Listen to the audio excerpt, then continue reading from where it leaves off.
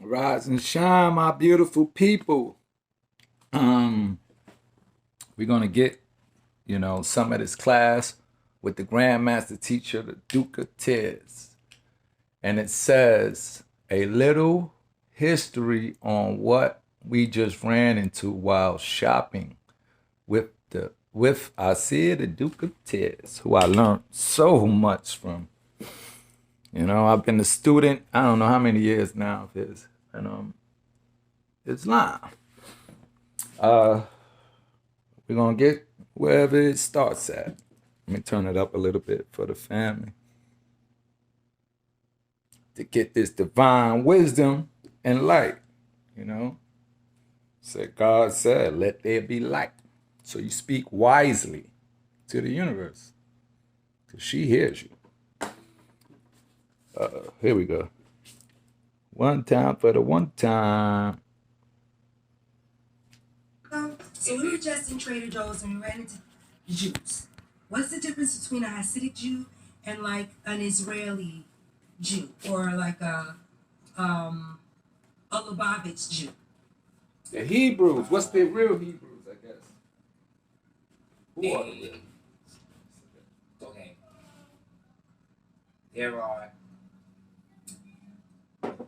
the original people they refer to as the Hebrews, which really is just a word canonized version of a sect that was allegedly connected to the patriarch canonized Abraham, who the Muslims or the Muslims refer to as Ibrahim, and he was a wealthy person. This is how the story goes.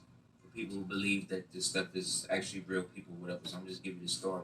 So the story was Abraham was already married to a woman, and then he went into another land and then married another woman, and then told his first wife that the second wife was really his maid, but really he was having babies with her.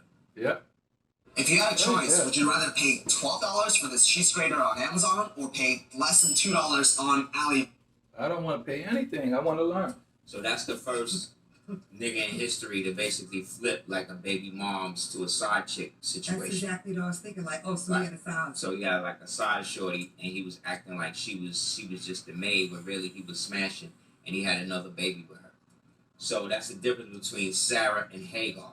So the sons of Sarah are called Saracens or Saracens, right? Saracens are this. That's in the Papal Bill. Sarah, who Papal was Bull. Abraham's first wife. So we Papal Bull, rather. We will fall under that designation, right? All the Saracens. Hagarenes or the Hagarenes, right? They are the ones who came from Hagar. So that was the side chick, second shorty, who wasn't necessarily of the same bloodline. So that's where the split comes. So these people today that they call Jews, who are phenotypically WIGHT white, i.e., what we would perceive as European, which is really not a good word for them. Yeah, I don't even want to use it. Those guys come out of another group called. Because even Europeans were Aboriginal. Out of another group called original, rather. The Ashkenazim. These Ashkenazims, right?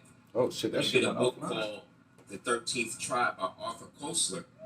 That book basically busts into the fact that they can't necessarily be seen as the original so-called Hebrews or what you want to refer to as Jews, which is really a misnomer. It's actually used, right?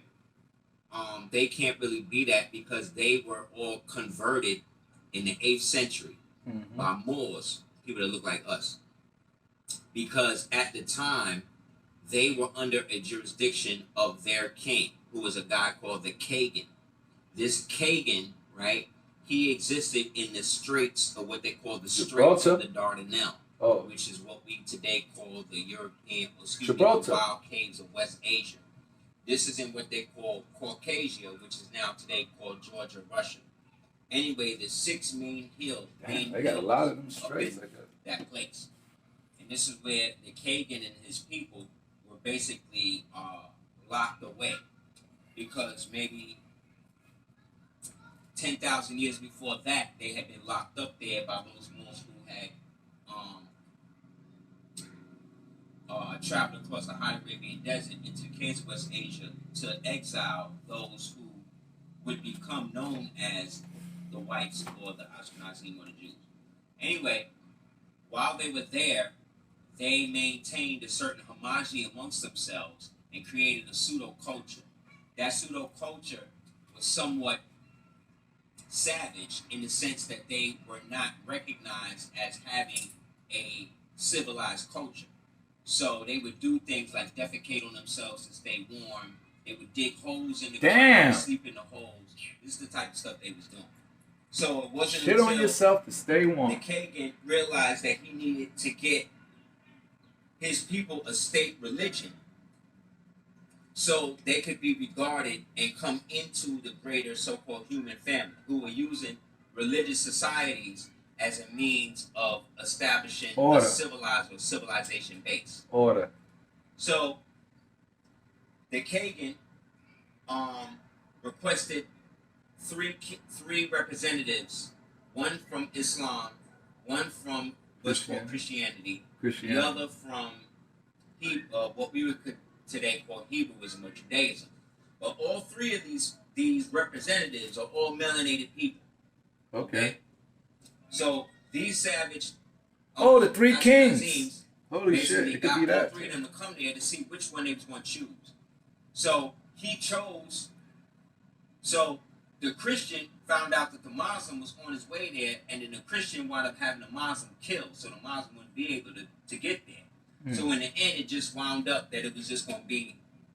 So the Kagan, once the Christian and the Hebrew showed up before him, in his limited understanding, he said, well, I need to put a state religion for my people. So which one of y'all is the real one? Oh, I read about this. So Christians started to go and pontificate about Jesus Christ and all this other stuff. Because he was from Byzantine. And at the time, the Byzantines... I read about this. I got it in the book, I think, right there.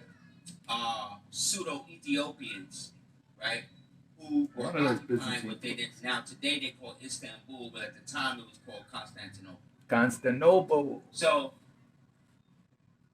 the Hebrew let the Christians say all of that. And then he said, well, look, he can say whatever he wants. But if you ask him where his religion came from, he'll tell you that it came from mine. So obviously, I'm here first, and he's second. So the Kagan looked at him, he said, yo, that's I'm going to throw that in the round. He was like, yeah. So he was like, okay, well, I need Constant no shitting on yourself. He said, yeah, but the Muslim's dead.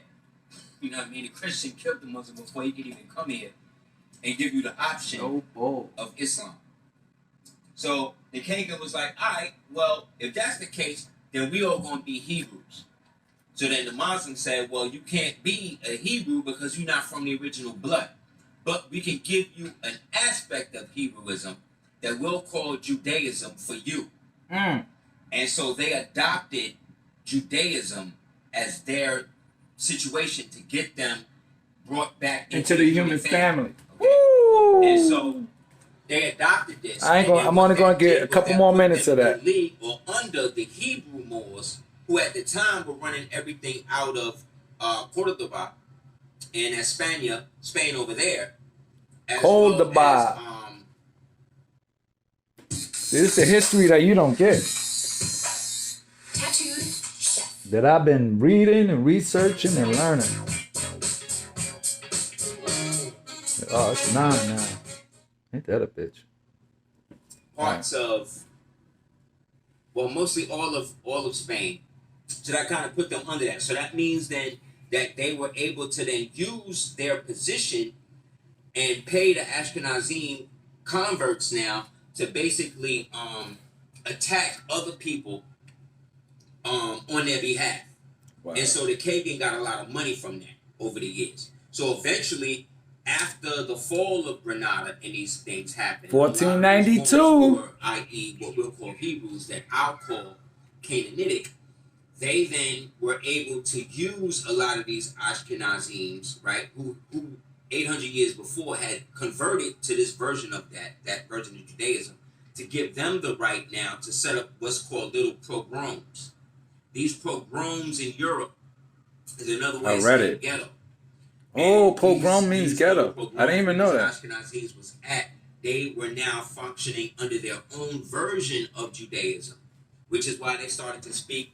They couldn't speak the original Hebrew because that's not their original language. So they started speaking Yiddish. They had to learn right? how to speak Hebrew.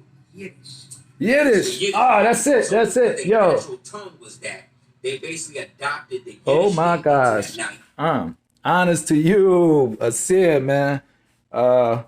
Already at the 10-minute mark, and you know I can't put it on platforms when it's long like that. So you go to his page, go to his platforms.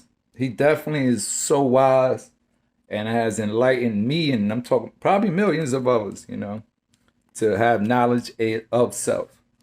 So peace, love, and light, stay balanced and in alignment.